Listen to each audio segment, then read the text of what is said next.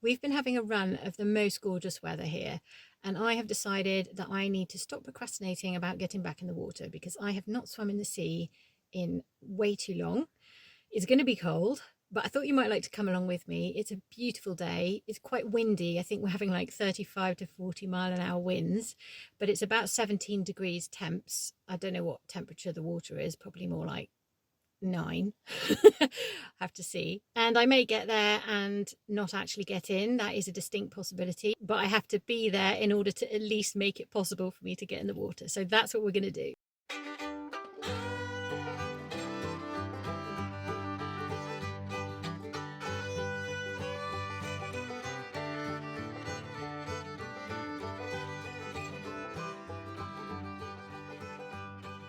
Okay, we're here at my friends. They live just down the road from me, near to a very small cove where it's much more likely that I'm going to be able to get in the water because the beach closer to where I live is quite open, and with the wild winds we've been having, it's all a bit choppy and I'm just not very good with waves.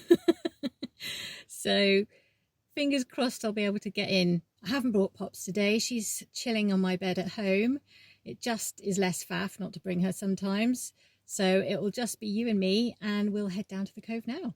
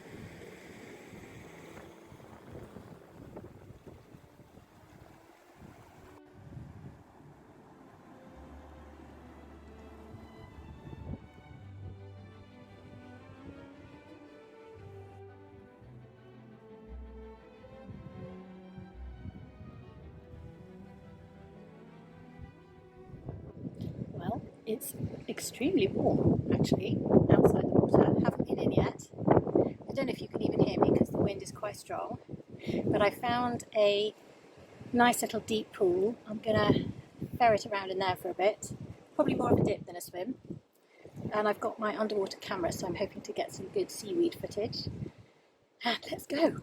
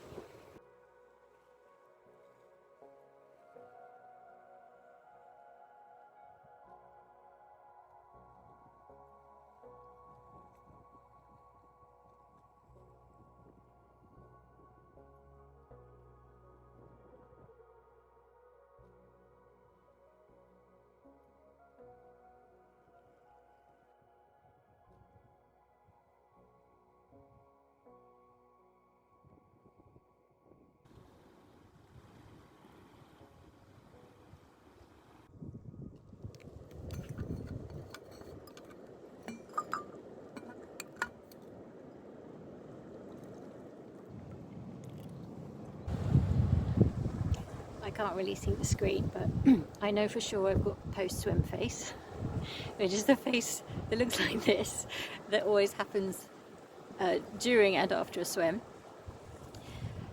I just feel like myself again in a way that nothing else gives me. I was only in for a few minutes. It's actually surprisingly warm. The temperature gauge on my camera said that it's 11.8 in this particular mermaid pool, and I can believe that. It was actually not at all as bitingly cold as I thought it was going to be, and I don't even really need my hot drink. I mean, it's obviously lovely to have it, but I'm not cold at all. I think I've still got some acclimatization from before. I heard somewhere that your acclimatization lasts for a year, and it's been less than a year since I've been in, so clearly there's some of that. And actually the wind is warm. It's just perfect.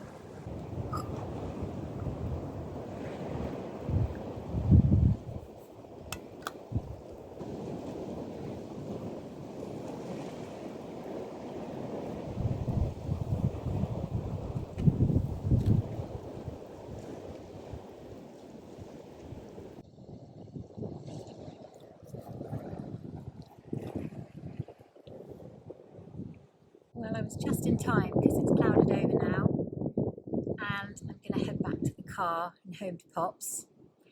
That was exactly what I hoped it would be.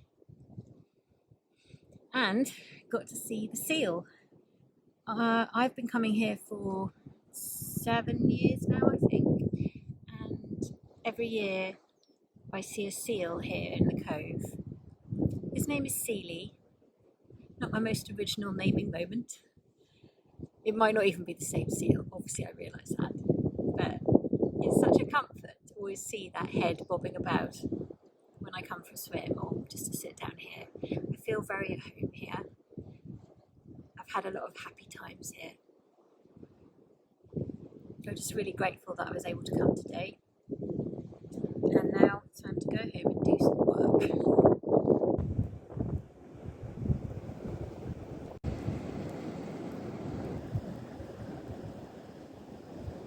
And when I say work, I mean editing this video.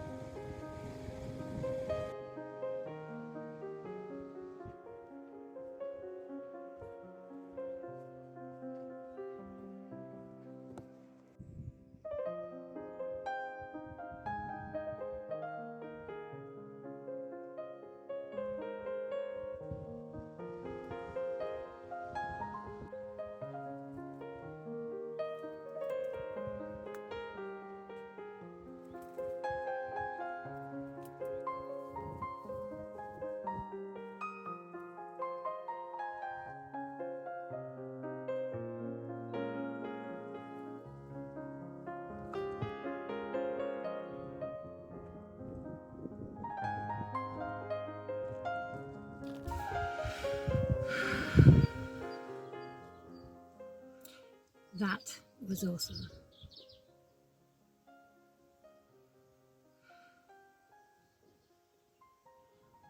It's reset something in me.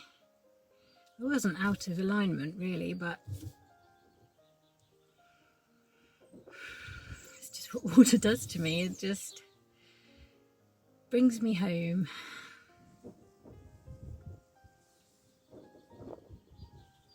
Right, time to go home, edit this bad boy, give Pops her papa supper, and bring all this into the studio tomorrow. Post-swim face.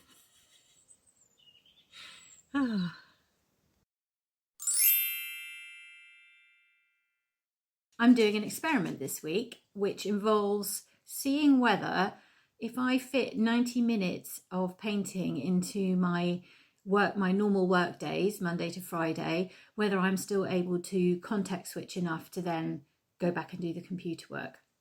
historically, this has not been the case. I find or have found context switching extremely difficult. So I can do one thing or I can do the other thing, but not both.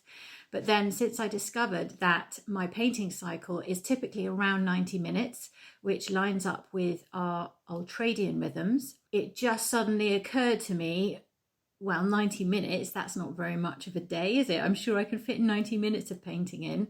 So as an experiment this week, I've been popping down to the studio for the 90 minutes, which I don't even really have to time because it's like my body just knows. I just know when I'm done. And so far it's going actually quite well. So I'm popping down to see what I did yesterday. I haven't been filming it because I can't really film every stage of the painting process, partly because filming does kind of interrupt the flow, and also because I dance around a lot and following that with a camera would just be ridiculous. I would never actually get anything done. So I've moved the paintings on since I last showed you them, but I thought you might like to come and see, so let's go.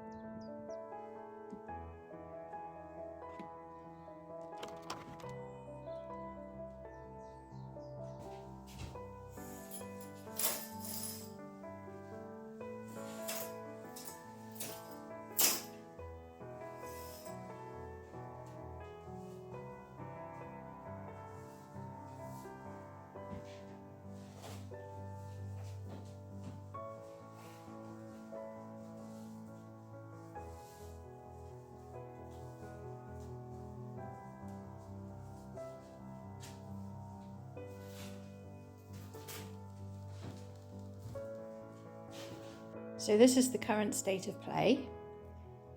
Chaos, basically, which is always a good sign. I have been progressing the most with these small panels.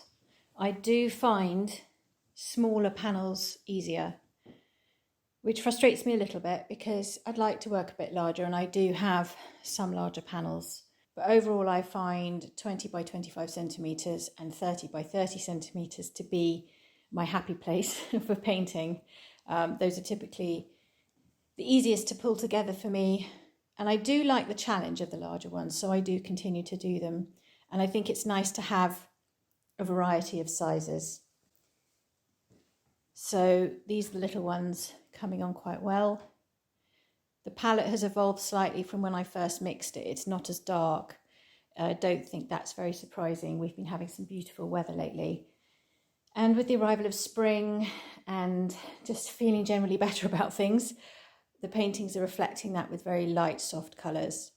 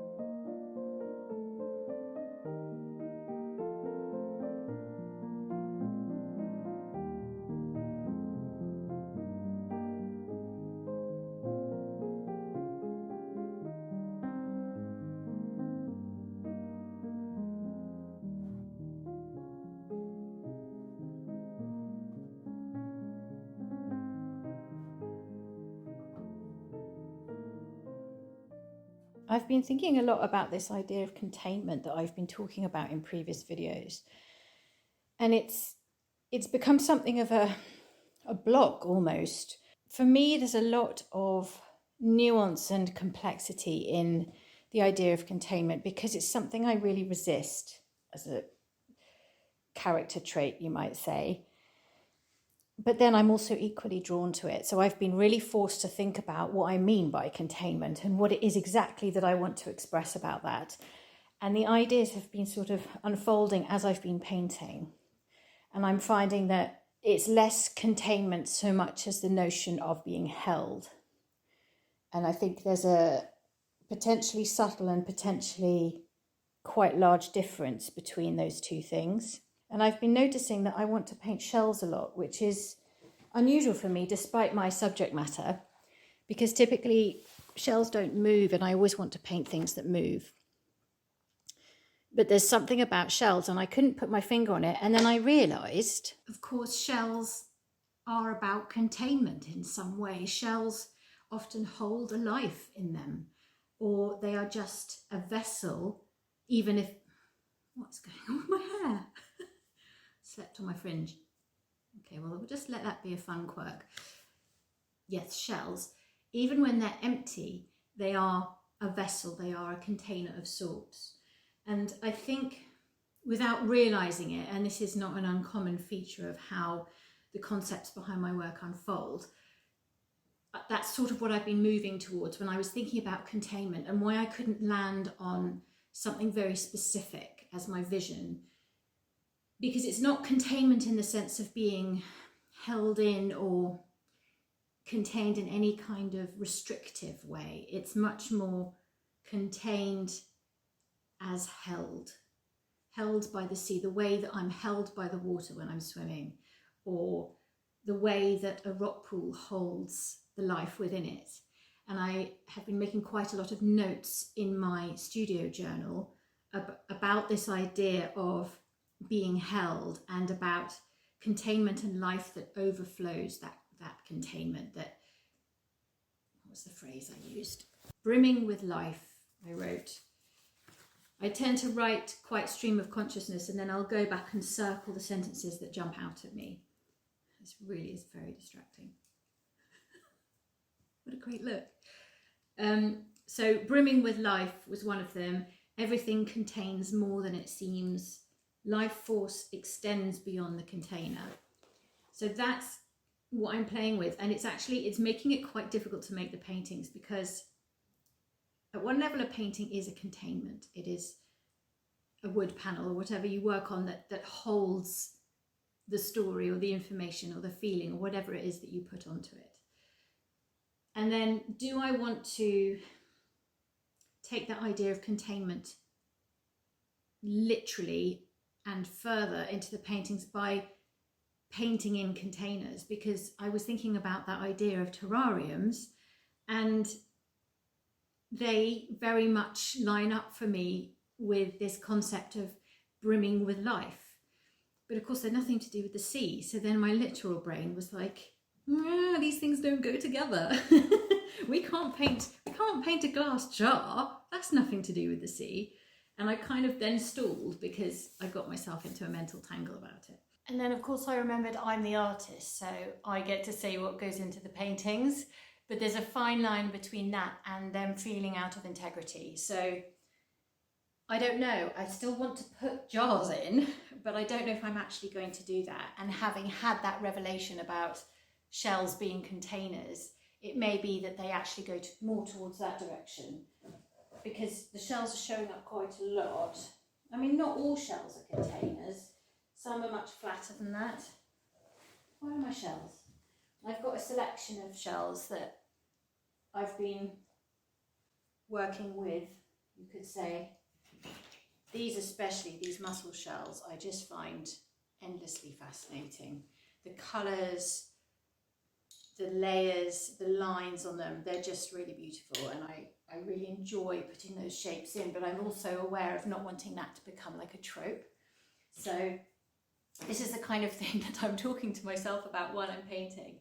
And some of the paintings, they're not really about containment in any obvious way. Some of them don't have or don't seem to need that kind of a shape that shows holding, let's say. So That's okay. Like, I wouldn't expect every painting in a collection to be the same, but they do need to hang together. So this is very much the stage of painting where I'm still working stuff out while I'm painting. I don't plan these paintings ahead of time. Obviously I have an idea or a set of ideas up front, and they will mould and shape themselves as I go, and as the panels themselves give me more information. So typically before I start, there'll be a period of fiddling about, let's call it, where I'm just looking at the panels, I'm moving them around, I'm getting my water ready and my brushes that were drying from yesterday's session. And it's not very interesting to watch me just basically looking at the panels. So I'm just going to get on with that for now, and then we'll see where we are in a little bit.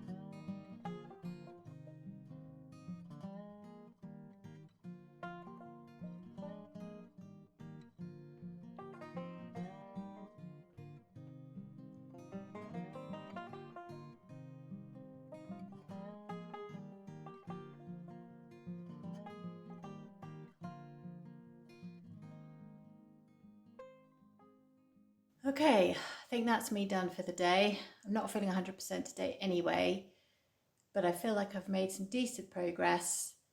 I've got the little ones up on the wall so I can have a look at them from a distance and get a sense of what they need next, and then the bigger ones are still on the floor. It's a really beautiful day outside. I just don't think I can be contained, see what I did there, in the studio for much longer. So I'm going to wrap up now and get back up to the house, see Pops, have some lunch, and get on with the rest of my day.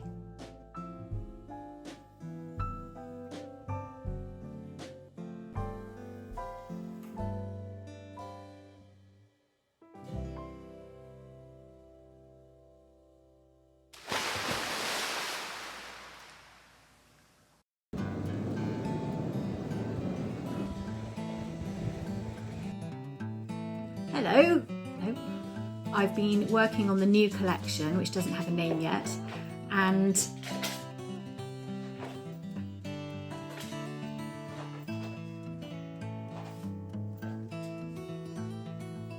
So typically before I start, they will...